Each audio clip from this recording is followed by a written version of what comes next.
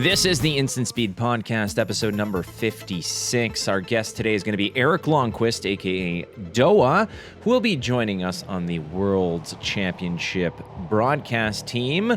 And we're going to talk about things like the Goliath Gauntlet. We're going to talk about Dynasty spoilers, but we're also going to talk about what it means to be a caster. How do you prep?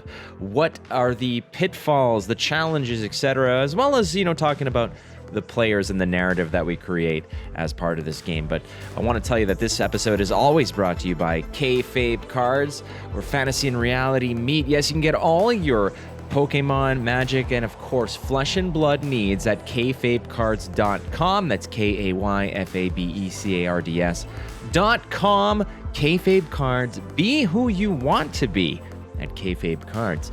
All right, so let's get to the facts before we get to Erik Lonnquist, and I want to tell you that Dynasty spoilers are rolling out. Of course, this is published on on Thursday. We're recording this on Halloween, so we might be a little bit behind, but the most important one, in my opinion, so far has been Arachne, Huntsman, a new hero, Assassin class. So we got a new class, new hero, adult hero as well, and look at all the cool goodies that you get with it. Now, the most important card, in my opinion, in conjunction with this bad boy is Regicide, an alternate win condition. Yes, you don't need to bring your opponent's life to zero. If this bad boy hits, you win the game. So much fun, so awesome. Get your Razor reflexes. It's going to be a good time. All right, World Championships are going to be taking place on the 4th through the 6th of November in San Jose, California. I will be there. I hope to see you there or tuned in to the broadcast, as well as there's going to be the Players Banquet on the Thursday evening. Lots of cool things. You do not want to miss this one, so you want to be tuning in. I promise you, lots of flashiness is going to be happening at World Championships. The Goliath Gauntlet finale is going to be, it's published already if all things are true and the scheduling in my mind works out. The Goliath Gauntlet finale is here on 983 Media on the YouTube channel, so you can check that out. I will not tell you anything about any finalists or who wins or whatnot, so check it out yourself. It has been an exquisite tournament all the way through. ISP playmats, a couple of them left. You can DM me if you're interested. They're $25 USD if you want to get your hands on one. Once these ones are sold, we are going to change the design. So limited edition, quote unquote. These are the Fabled or the Marvel versions of the ISP playmats. You can get yours, first edition, whatever you want to call it. All right, our guest today is Erik Lonnquist, aka DoA. He joins us on ISP. Instant Speed is proudly supported by BCW Supplies. If you need protection for your cards, be it sleeves, deck boxes, storage, organizational tools, or hey, are you a comic book collector, a coin collector? BCW Supplies has your hookup. Use the code ISP10. Get 10% off all of your orders. Go to bcwsupplies.com. BCW, protect, store, display. The Instant Speed Podcast welcomes back now, I guess, an official caster for... Yeah, you're back. This is the beautiful part about it, is that there's usually the first bravado of having somebody on for the first time. We talk about their origin stories and such, but we did all that. All the paperwork is done, Erik, so right. It's just you. So I'm not even going to give you an intro. Screw that. You just me. Yeah, it's just us, and that's what matters. How are you, buddy? I'm good. I'm cramming, extra deck knowledge for classes I don't play very much for FAB Worlds. I'm hyped about it, and just can't wait to get there. Basically, I've casted plenty of card game content in the past, as I used to do Hearthstone and stuff, and I did a lot of content creation for that. I invented Freeze Mage, if you're familiar with that awful travesty of a deck. Oh no! I am an acolyte. Sorry, I'm an acolyte, my friend. I apologize for that, but yeah. So card game content is nothing new for me, really. But paper card game stuff is I've never done a paper card game tournament before. So since that's kind of the first game I ever really competed in, when I was doing card game tournaments back in the 90s, I'm very excited to finally do a tournament. And what better way to start off, I suppose, with the Flesh and Blood World Championships. It's kind of surreal, but gonna try to do a good job, and there's going to be a lot of good games. Well, Trial by Fire was my introduction to Flesh and Blood as well, where I was kind of, I don't want to say thrown in, but for U.S. Nationals in 2021, I was said, hey, basically, had the benefit and the kind of the luxury of being friends with some great people in the industry. One of which is Ailey Loney, aka Alias V, who had good connections with Channel Fireball, and she actually reached out to them and said, "Hey, this is somebody you should look out for, or perhaps include." And Flesh and Blood is something that they're really into, and then that's how I got into the U.S. national championships. Like, that was my first foray into it, and like you said, and learning the new heroes is very much something. I don't say new heroes, but the sort of fringe heroes, because nothing is more sobering than being tossed into like a Leviah versus Azalea match where you have no idea. I admit, I've never played a game of Azalea in my life. Like, I just haven't. She's never really appealed to me as a hero. I've played a lot of games against Azalea because actually one of the people at my local armory is Azalea main, so I've played a lot of games against him at least. But yeah, it's like that stuff, where it's like, for instance, there's a lot of decks that you've played against, but you don't have the insight of playing as that hero, with that deck, because you always gain a little bit more from playing it. So that's what I'm trying to do, is just get experience playing some of these decks. And, I think like you can relate anyone coming into a game and doing an event for the first time. Your number one goal is to just not say anything completely stupid. Like, you're just like, please just don't let me say anything completely stupid, And like that's everyone's like sole goal coming into something like this the first time. But it's gonna be fun. I've had a lot of like first times in games over the years, so I'm kind of used to it at this point. There's nothing more earth-shattering than it's like the basic mistakes where somebody is presenting something like a Command and Conquer, and you're like, well, no problem here, because you can just, there's an unmovable in the arsenal and that's an easy block. It's like, you can't. It's like little things like that where you just, I don't know if it's just brain freeze or the fact that there's just so much going on at all times, but you can't catch everything. Math is hard. All right. Math is really hard to do. Even simple addition is hard to do on a broadcast of any sort of competitive game. Right. So like, I mean, screwing up math is just like a given, everybody's going to do that. But it's the other stuff, it's like making sure that I can recognize a card when it hits the table and all that kind of stuff too. And but then there's always the thing too, as like, you can know a card and you can have said the card's name like a million times, and then when it hits the table on a broadcast, you're like, what's that card's name again? Well, and then everyone's like, I can't believe he doesn't know the card games. It's like, I do. It was just that one moment. It just escaped my mind. It happens. It's like that's the type of thing that happens when you're casting a card game.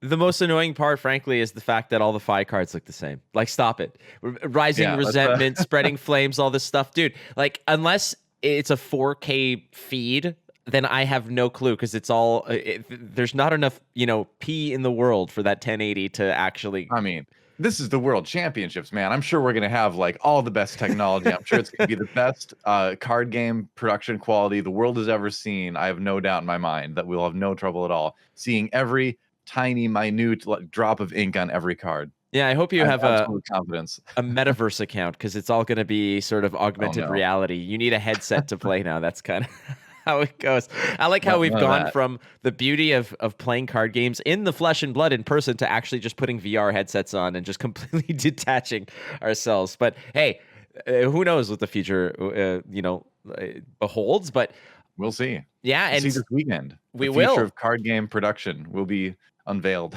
I like it. It's like those football matches where all of a sudden you see like the players on the field, and out of the ground emerges this gigantic thing that is like trying to sell you car insurance. It's like, what the hell happened here? That's reality now. That's strange. Or if you're watching a Packer game, it's just a big wedge of cheese. It just descends from the heavens or something. So one thing that we will not see are dynasty cards being played, but we have seen a lot of dynasty cards actually be revealed. And today, as we're recording this, it's Halloween. It's October 31st. So the official launch of a lot of the spoilers will have happened between the recording and the airing of this. So we apologize if there's a lot of cards that we haven't seen. We don't know the future. I mean, as somebody who I feel is yours early. I got mine early. Mine comes out on the 2nd. So maybe people, by the time people see this, my card will be revealed too. Oh, your card will have been revealed. It's not an assassin card. Is it a That's not ninja exactly card? the class I'm known for. No, But okay, that's the hint. That's what I like if to I'm see. known for anything, but yeah. You're known for being one hell of a professional, and that's so maybe it's When a they have a professional class, then I'll get to do that reveal, I guess. Katsu Professional. apostrophe professional Oh, elemental that'd be, ninja. hey, I'd love to get a new Katsu at some point, you know? It would be great. They got to give him the Starvo treatment. Just you have 3 Kodachis and they all attack for free. Why Katsu, not? comma, tournament winner.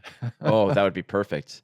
That Yeah. the fancy thing about Katsu is that early on there he was threatening, living legend before, and I don't say Yeah. before anyone else, but that was the go-to hero until basically new cards came out and just completely stonewalled it. But there was talk where it's like, okay, it's going to be like Chain, it's going to be Katsu, and then whoever else, and then suddenly but boom, like Briar comes out, all these other hero comes out, and a new ninja just basically just Well, as time goes on, as new ninja cards are revealed, once in a while, that might or might not happen. Maybe the ninja class will get more tools in the toolkit. We'll have to wait and see, I guess. I love it. The cost for cold foil Kodachis just went up 25% based off this one in exchange we've Good. had.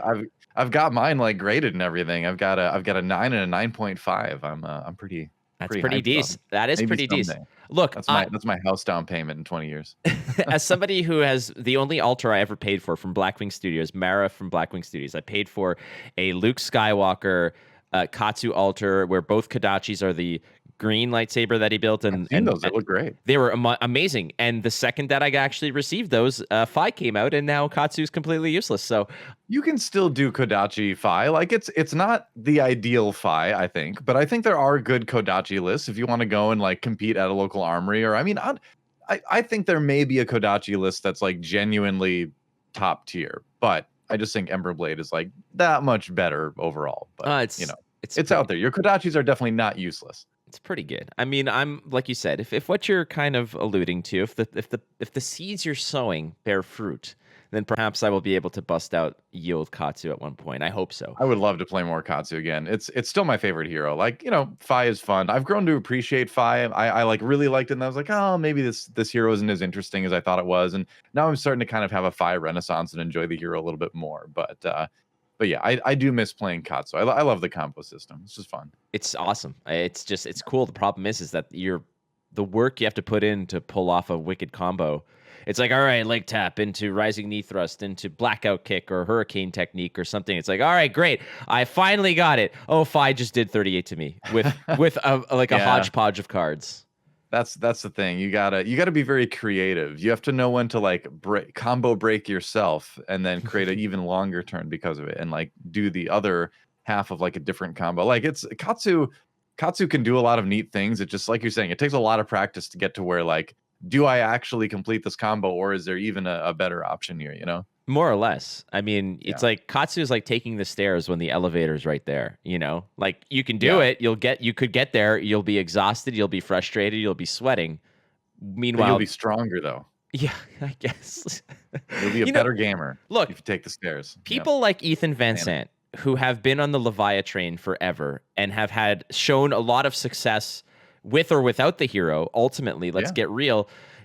You just need to be a good player and you can win with anything. It's the player, it's not the cards for the most part. I mean, I could be wrong there, but I feel like what was it, like the one quote? It's like I don't fear the man who's practiced 10,000 different kicks one time. I fear the man who's like practiced one kick 10,000 times. It's like that's if you are super dedicated. And this is one of the things I love about the game, is that if you're super dedicated to your hero, like most heroes, pretty much every hero in the game, if you really want to be good, you can be really good. Like you and I back in Vegas, we witnessed like a genuinely great Genis What You Need player. Dude, like this guy was was scary. It like made me think twice about that class. I'm like, is this hero actually good? But like he made it look good. I remember because we were sitting there and I was in the middle seat, and it's like, okay, like you and Rick kind of leaned over. It's like, okay, you got to win this. And I'm like, I want to. I'm trying. He's Genis, right?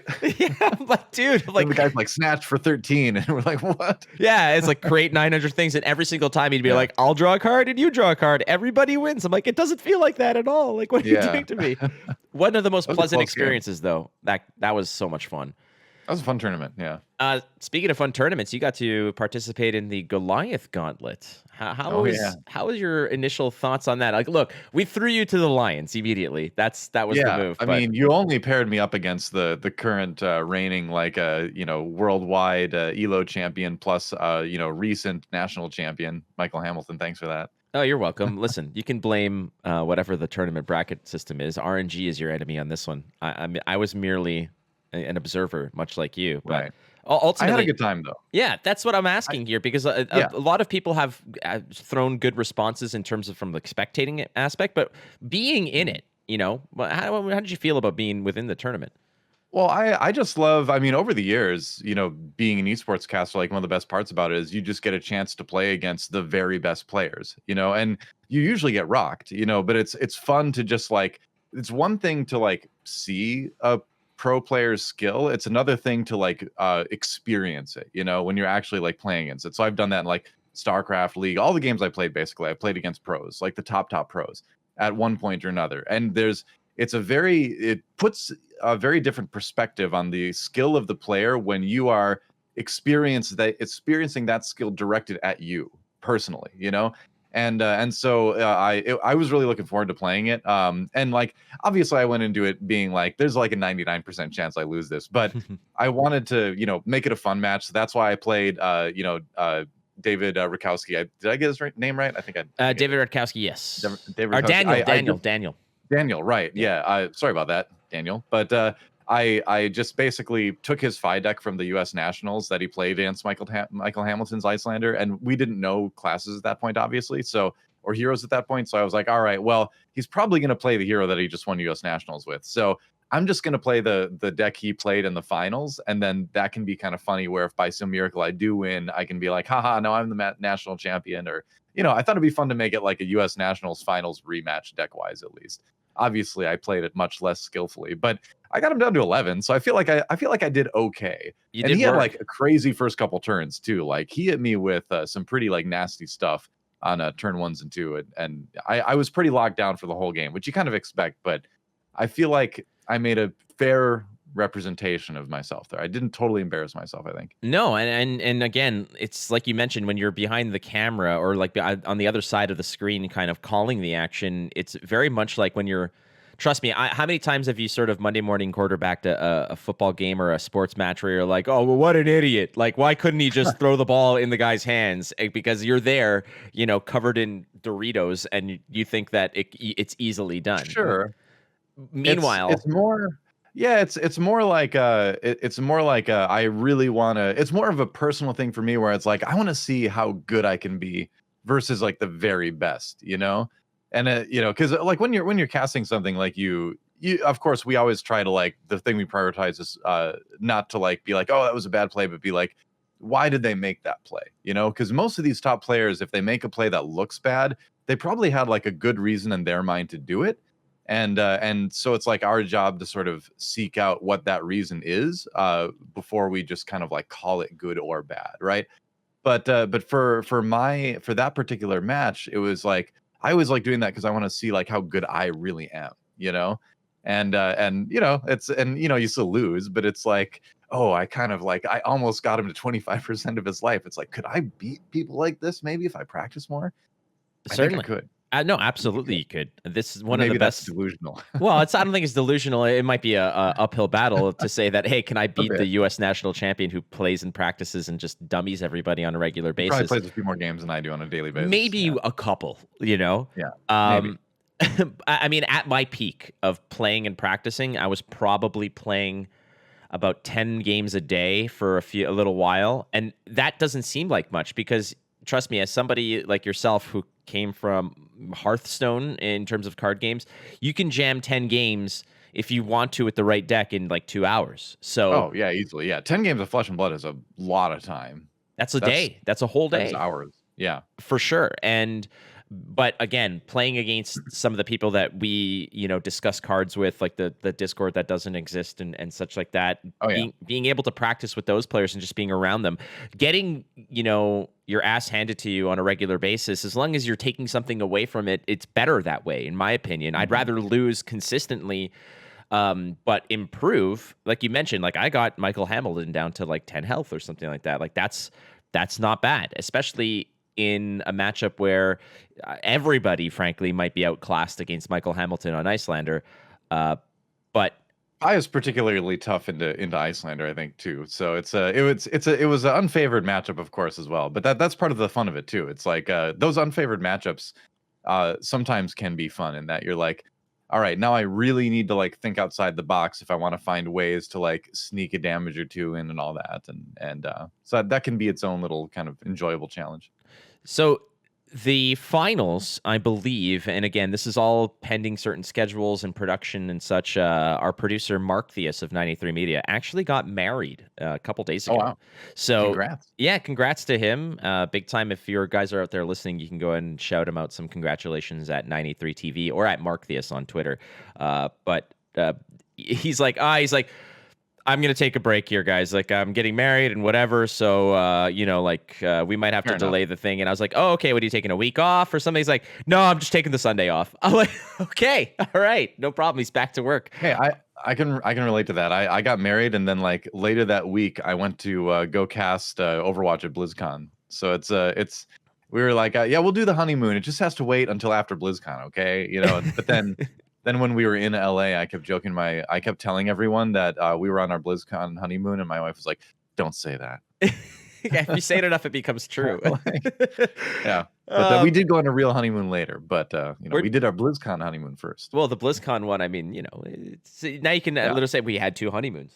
We saw Weird Al Yankovic together. There's nothing more romantic right after you get married. Go and watch Weird Al Yankovic. Oh, I mean, listen, nothing sets the mood better than Eat It. Like, let's be real. Absolutely, yeah, that's what I thought.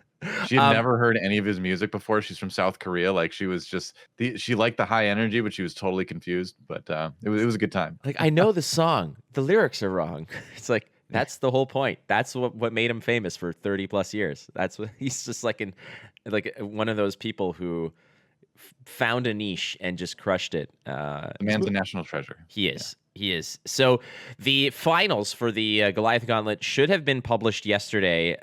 Today being, I believe, Thursday. Again, I'm kind of juggling the production schedule in my mind. I'm not going to spoil the finals for anybody. However, the finals, in terms of who made it, are two content creators. You have Majin Bay and you have DM Armada. And look, I'm not here to say that this is a long shot or whatnot, because these are two world-class players.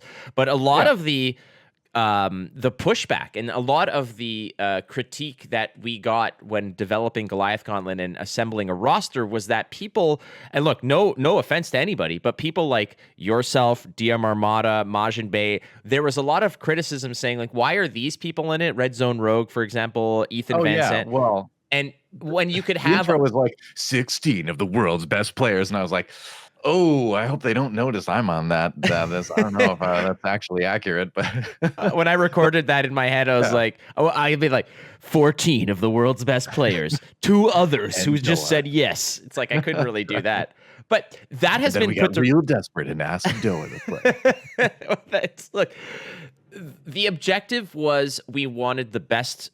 Or some of the best players in the world. We didn't go down the ELO rankings and say, okay, U16. We went through people who we knew would be receptive to it, but we also wanted content creators because these are people who have put their heart and soul in the game, or those who we're going to be on the stage soon. Like, for instance, you have put your heart and soul into this game. You've played, you've practiced, you've done a lot. You haven't necessarily done content for it, but we knew that you were you were angling in to become a caster for the game as well. We wanted you in there as well. You're a good player. I played with you in Vegas. It was a lot of fun. You did pretty well at the calling, yeah. We did freaking awesome, in my opinion. Like, I'm just saying. That said, now that there's two content creators in the finals, what does this do in terms of legitimizing content creators in the space? I know that for myself, and maybe you've felt this the same, a lot of the struggle I have as a caster is that people are always like, well, he's not in the top 50 in the world. Like, what the hell does he know? So what does this do for content creators? I think it's good, and I think it was good to include people like Armada, you know, Rogue, Majin Buu, me, because it also because you are trying to produce an entertainment product at the end of the day, right? You and so part of that is creating opportunities for upsets, which certainly would have been if I had beaten Michael Hamilton, that would have been a massive upset. You know, Yes. and you know that adds hype to the tournament and all that. Mostly probably just make people angry because they'd rather watch Michael play than me. But like, you know, it adds drama to the tournament, which I think is a good thing in an entertainment product. But for something like a card game, a lot of times the content creators, the casters, like are, you know, close to the level of a lot of the pro players. They might not be as consistent in terms of results if you put them in a tournament, but they are going to be able to take games off of these pros. Like when I did Hearthstone, I was, you know, pretty often near the top of the ladder. I was in a spot where I was a caster. I wasn't out there on the tournament grind, but I did play on a pro team in Korea for a short time, and I was confident that I could take games off of any pro. You know, maybe it'd be like 3 or 4 out of 10 if we played 10 games, you know. But so you're not at that level, but you're close, right? And I feel like with something like a card game, it's easier to get there because a lot of the stuff you do to prepare to cast it and make content is a lot of the same stuff that the players are doing to prepare to play for tournaments, right? You're studying other people's decks, you're playing practice games, you're, you know, min-maxing card slots in your deck, right? All that kind of stuff. So it's a kind of a different prioritization, I guess, where some people are like, I just want to get out there, I want to play in tournaments, I want to win tournaments, I want to be known as that player. And then there's people like us who we just like to entertain, you know, we like to perform and we like to entertain and we like card games. So we are more it is more personally fulfilling to us to create this sort of content or to call these matches and tell these great players stories than to necessarily like be the player in the seat ourselves, you know. And so skill level wise, you know, I think we're never going to be like on that tip top level that the very top pros are, but in a card game you're probably going to be fairly close. You're going to be in the, you know, in the conversation at least, right? Where if you play against these people, you do have a chance to beat them. It's you're not gonna, you know, like I said, you're not gonna meet them most of the time, but you are gonna beat them every once in a while. So I think that's just why that ends up happening is that the training ends up being similar. It just ends up being the end goals that diverge at the end. What people don't understand is that a lot of times the difference between people like yourself and myself and you know other casters and such and content creators like Armada is opportunity, because let's be Sure. real, I've attended, you know, a half dozen callings in my life. I've played in one, you know, like Yeah. I've attended you know, 6 battle hardens. I've played in 2. You know, like this is the issue. My opportunity to play in these high level tournaments and such is usually it's difficult because if I'm traveling, it's usually because I'm hired to cast or do something along those lines. Um, Right. so Something you have to give up, you know? And like, correct. of course we'd love to play in those tournaments, but if you're similar to me, you're content playing with friends, playing in local armories, just like, you know, trying to get better and feel that you yourself are getting better without necessarily needing tournament results to prove it to everybody else, you know? Well, there's a tangible thing where you can literally say, "Here is my, you know, quantitative results of what I've accomplished, and this is where I rank in the world." Whereas for myself, I'm like, I've put in a lot of work, and this is something that a lot of people don't understand. Also, is that we as casters probably play as much, if not more, or practice and study as much, if not more, than all the people who are actually playing in the tournament. And that's why you see somebody like DM Armada go in and be like, I understand the matchup, I understand how to play Mhm. this deck. I've angled my deck and built it in a certain way, and I'm seeing success because I know the game inside out. And that is reflected when you're behind the desk. And you know, when I'm casting with Armada, like I did at US Nationals, where I would just say something and he's like, I have all 19 potential lines and outcomes already locked and loaded in my brain, because that's the result. The payoff for Mhm. us is not tournament success, it's success in the broadcast booth or success on camera. And Yeah, I think again, I think the priority for me has always been, you know, telling these players stories, right? It excites me to get other people excited about what these players can do. You know, I think that's first and foremost what I love about casting is seeing these players work so hard and then either succeed or fail, right? It's the thrill of victory, it's the agony of defeat. It's sports, right? And so, helping communicate how cool that struggle is for these players is just like the best thing about casting. So it's like if I'm casting a game and I predict something a player does, I'm not like, good job, whoa, you really called that. Some casters are like that, right? Where they're casting in a way that's almost like, I'm out to prove to everyone that I'm going to predict what happens before it happens, right? And that's not just card games. Like Tony Romo was like that when he started commentating football, right? Every play he'd be like, they're going to do this. And then if they did, he'd be like, yeah, you can do that, but you're kind of setting yourself up for failure too. Because if you mess it up, then people are going to be like, oh, what was he talking about? Whereas, we're more about, I think the good casters are more about like, well, let's talk about the potential options. Let's dive into what we think the player is thinking here and really try to get into their minds, and then see what they do and sort of like weigh that, right? And try to, if a player does something surprising, then you're like, oh, that's interesting. Let's talk about why that might have been the decision, right? So No, that's kind of the approach there with that. But yeah, I think we just enjoy telling the stories. it's at the end of great, the day. and it's fun to do, and there's a lot of Yeah. opportunity to do. And when the games can go 30 to 50 minutes in a Swiss round, let's say, Mhm. listen, I'm absolutely 100% guilty of having done that once or twice in my career of card gaming.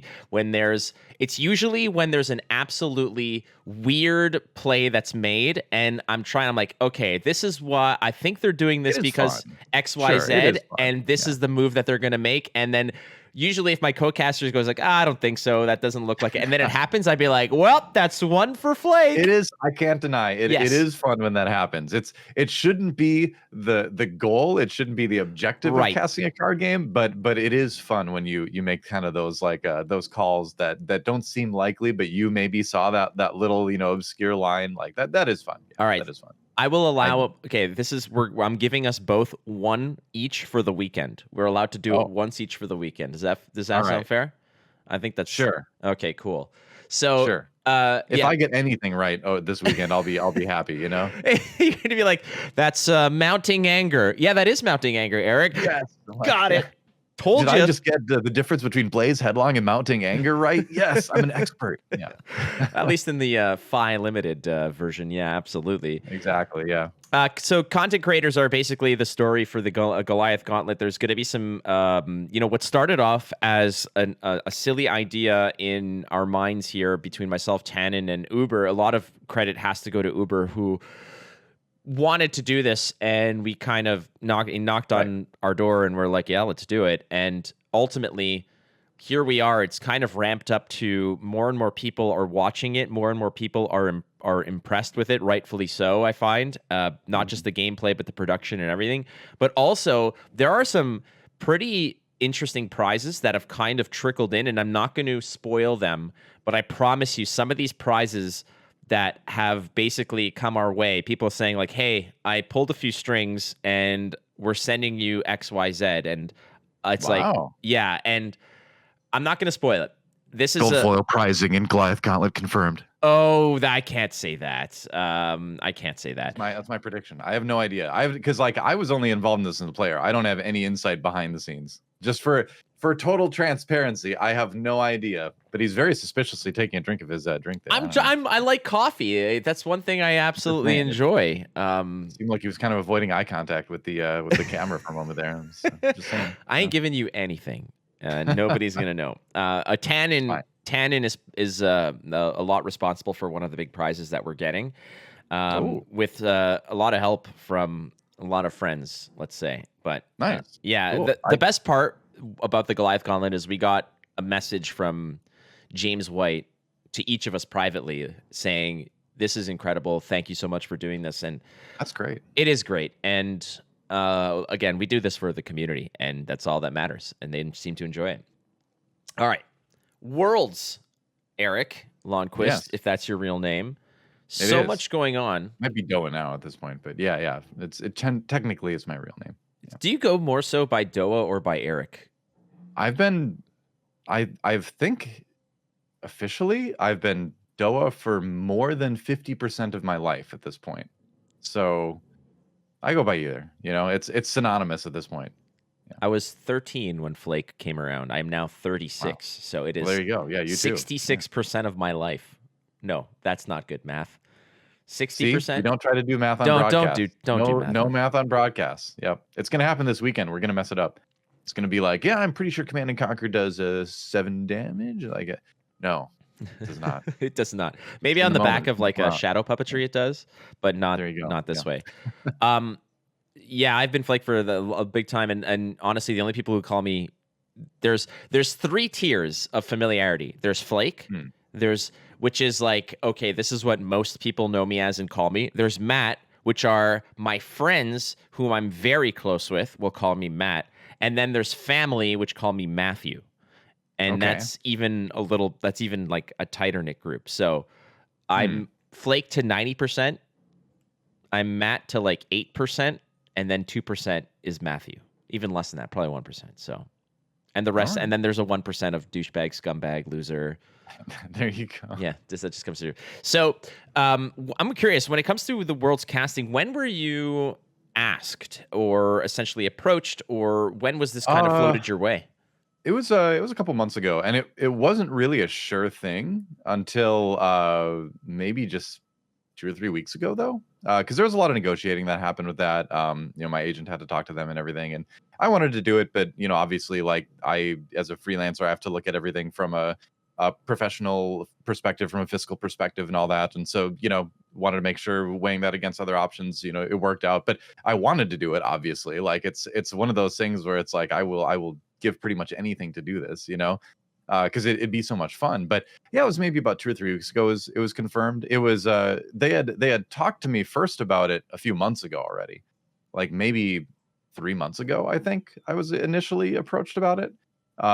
So it was a while, but then of course like paperwork stuff, and then you have like what the company wants, and then you have the company that's producing the event, and like sometimes the communication isn't always the greatest between those two entities, and so that can delay things too. But yeah, it was a few months ago it came up, and then but only a few 2 3 weeks ago that was really like official, so So now you're locked in. It's been yeah. announced. You're going to be joining myself, Tannen, Brendan, Patrick, Brian Gottlieb.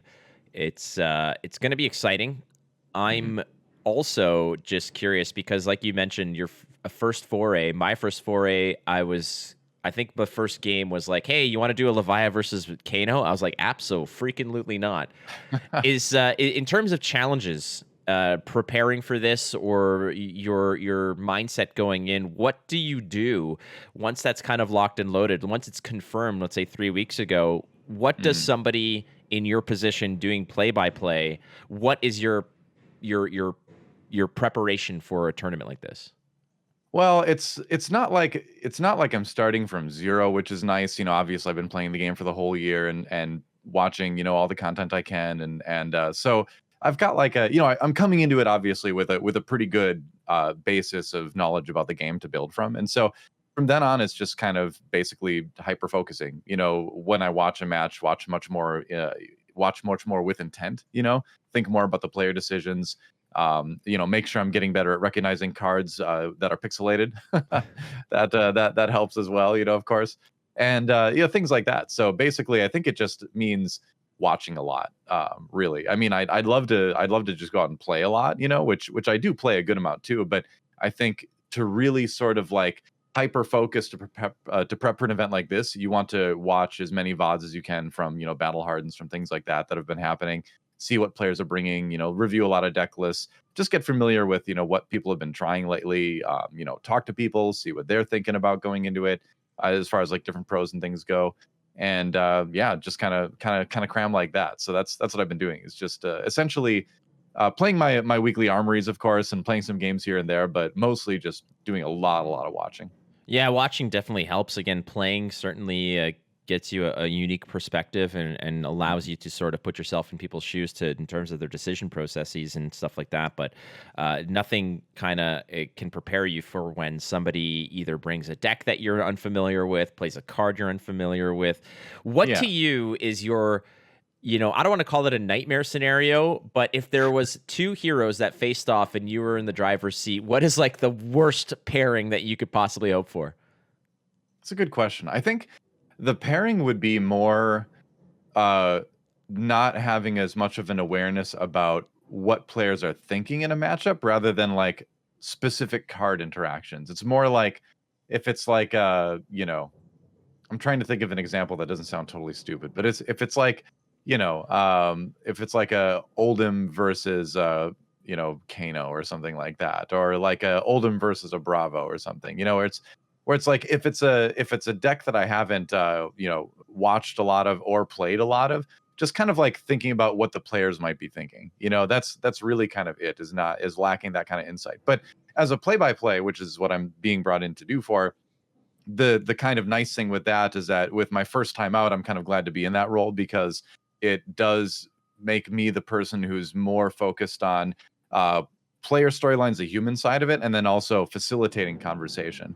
So rather than being the person who's meant to have like the deepest, most intricate knowledge, it's more my job to make sure that our conversation has that balance between getting really good analytical, chats going, but then also making sure that we're, not ignoring the people who are actually holding the cards, right? And talking about the human side of things, talking about the stakes and all that kind of stuff.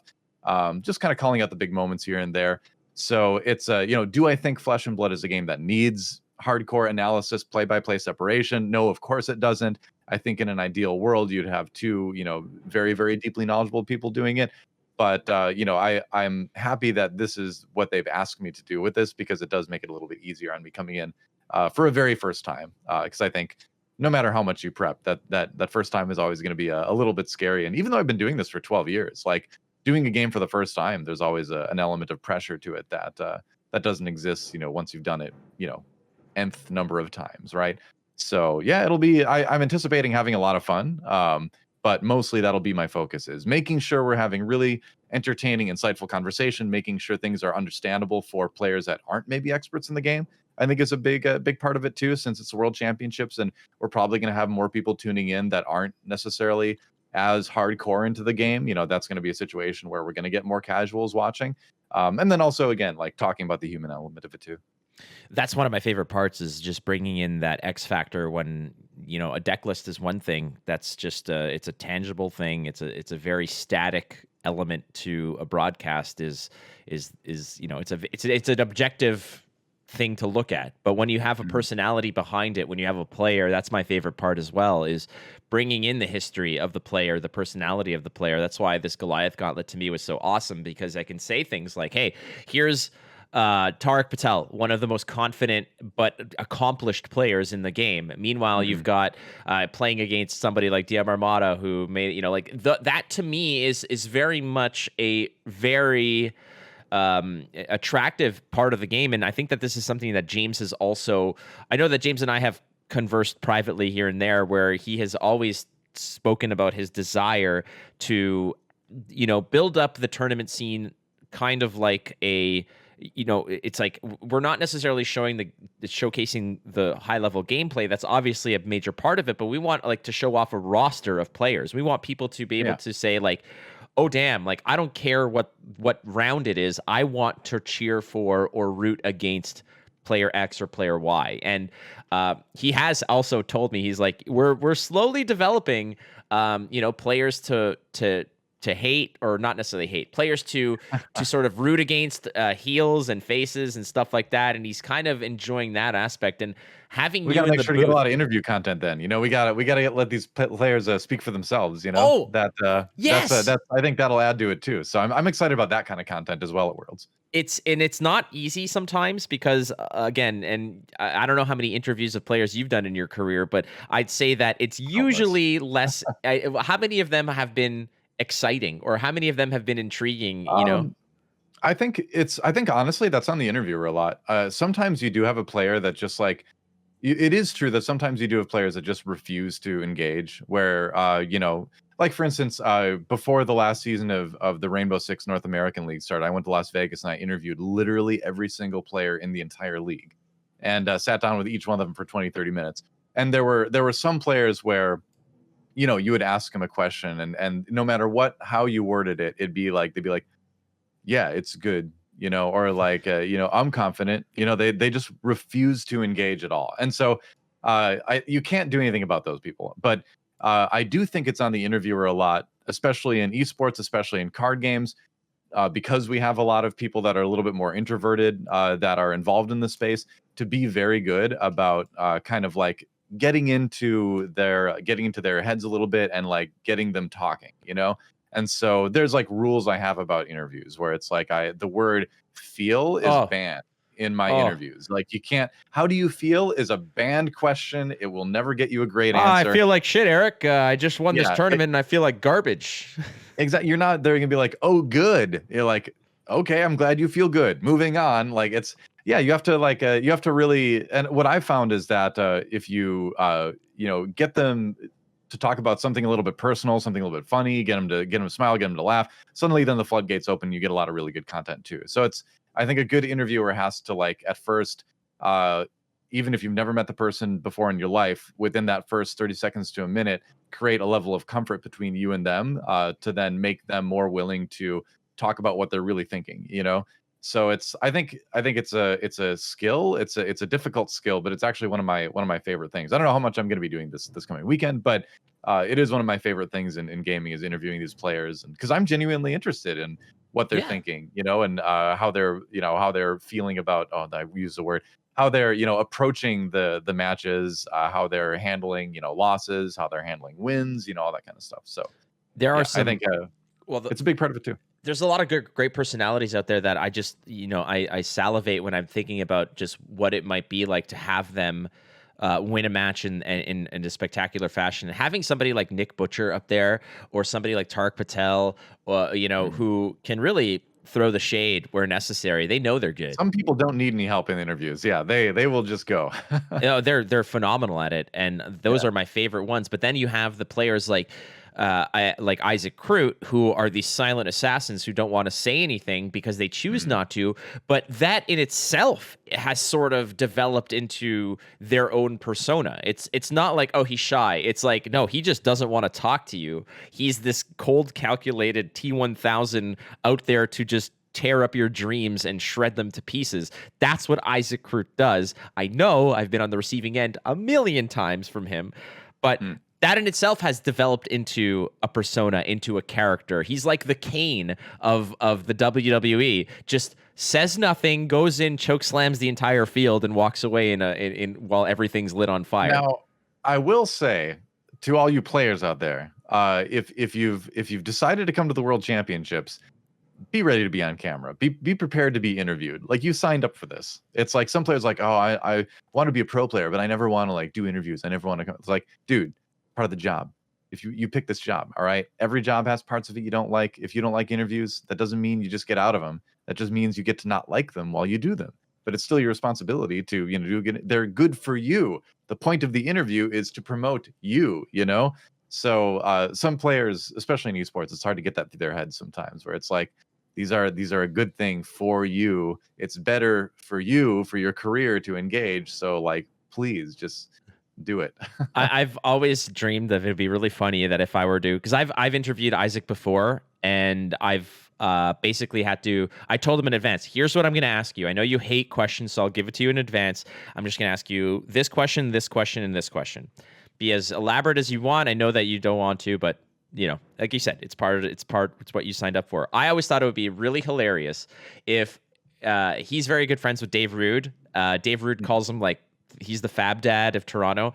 And I said it would be really hilarious if I would ask Isaac an elaborate question. Isaac would respond with a one-word answer, and then I'd go to the translator, which would be just David, who would that would be funny. Yeah, would stretch it out into the longer answers, like, well, what he means is, and then it would go. I thought that would be kind of funny. You maybe have him standing next to him during the interview, you Yes. know, and then just like pass the microphone over to him, and then like he's in there with like a suit on, like tie and like shades or something. Like, what Isaac's saying is, you know, and like yeah, exactly. So Isaac, you brought Icelander again to the field, and blah blah blah blah. Like, long question. Did you ever consider bringing another hero, given the past few tournament results? No. And then just straight to Dave. Well, see, what he means to say is that after extensive testing and analysis, it would just be fun. But again, there's another interviewer thing. Never ask a question that can be answered with a yes or a no. Oh, good question. That is very good. It's like, did you think of bringing any other hero except Fi? And what is your favorite ice cream flavor? Yeah, or you just like, like, did you think of instead of be like, what other heroes were you considering? Just, it's okay to make that assumption because then they at least have to say, oh, I really wasn't considering any other heroes. You just want something longer than like yes or no, Yeah. No, it's a very good point. And these are all skills that you develop over time, which is why you are one of the best, if not the best, in the Well, don't hype me biz. up too much. We'll see how I do.